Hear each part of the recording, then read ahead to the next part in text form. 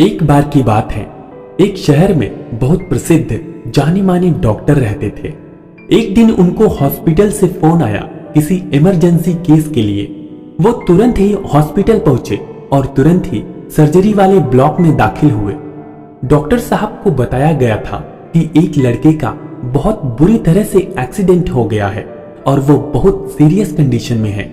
वो सर्जरी वाले कमरे में जा ही रहे थे, तभी वहां उन्होंने लड़के के पिताजी को देखा जो दीवार पर अपना सिर टिकाकर खड़े थे। लड़के के पिताजी ने डॉक्टर को जब देखा तो चिल्लाते हुए कहा, आपने आने में इतना समय क्यों लिया? क्या आपको पता नहीं कि मेरे बेटे की जिंदगी खतरे में है? आपको अपनी जिम्मेदारी का थोड़ा भी एहसास है कि नहीं? डॉक्टर साहब मुस्कुराए और कहा, sir I am so sorry, मैं हॉस्पिटल में नहीं था और मैं तुरंत ही यहाँ पर आया जैसे ही मुझे फोन आया। अब मैं चाहता हूँ आप शांत हो जाइए ताकि मैं अपना काम कर सकूं। शांत हो जाऊं? क्या आप शांत रहते अगर आपके बेटे की जान खतरे में होती? अगर आपका बेटा मर जाए तो आप क्या करेंगे? पिताजी ने बहुत गुस्से में कहा। डॉक्टर साहब फिर थोड़ा सा मुस्कुराए और कहा, मैं भी यही कहता जो पुराणों में कहा गया है, जिस मिट्टी की हम बने हैं उसी मिट्टी में एक दिन मिल जाएंगे। जो भी होगा सब ईश्वर की मर्जी से होगा। डॉक्टर किसी को जीवन दान नहीं देते, वो ईश्वर देते हैं। तो जाइए और ईश्वर से अपने बेटे की जिंदगी के लिए प्रार्थना करिए। ईश्वर की कृपा से हम अपना बेस्ट देंगे। पिताजी बड़बड़ाते हुए कहते हैं, ये सब सलाह देना बहुत आसान है जब आपको कुछ फर्क ही नहीं पड़ता। कुछ घंटों की सर्जरी के बाद डॉक्टर साहब मुस्कुराते हुए सर्जरी रूम से बाहर आते हैं।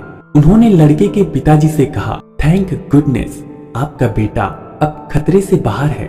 अगर आपको और कुछ पूछना है तो नर्स से पूछ लीजिए। पिताजी और कुछ पूछ पाते, यही कहकर डॉक्टर साहब हॉस्पिटल से बाहर निकल जाते हैं। तभी नर्स लड़के के पिताजी के पास आती है। पिताजी नर्स से कहते हैं, ये डॉक्टर इतना घमंडी क्यों है? थोड़ा सा रुक नहीं सकता था ताकि मैं अपने बेटे के बारे में और कुछ पूछ पाता? नर्स की आंखों से आंसू आ रहे थे और वो रोते हुए बोली, कल डॉक्टर साहब के बेटे का एक्सीडेंट हो गया और उसका देहांत हो गया। बिल्कुल आपके बेटे की उम्र का था। जब हमने उनको कॉल किया तो वो अपने बेटे की अंतिम क्रियाक्रम कर रहे थे, लेकिन वो फिर भी तुरंत हॉस्पिटल आए, आपके बेटे की जान बचाई, फिर चले गए बाकी का काम पूरा करने। लड़के के पिताजी एकदम भौचक्के हो गए। उनको अपने बर्ताव से खुद पर शर्म आने लगी। दोस्तों, इस कहानी से हमें यही सीख मिलती है कि कभी भी किसी को जज मत करो, क्योंकि आप यह नहीं जानते कि वो व्यक्ति किस हालात, किस दौर से गुजर रहा है। आशा है आपको यह कहानी पसंद आई होगी। नीचे कमेंट में जरूर बताएं।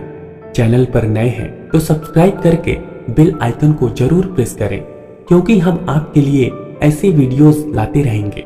मिलते हैं अगली वीडियो में। धन्यवाद।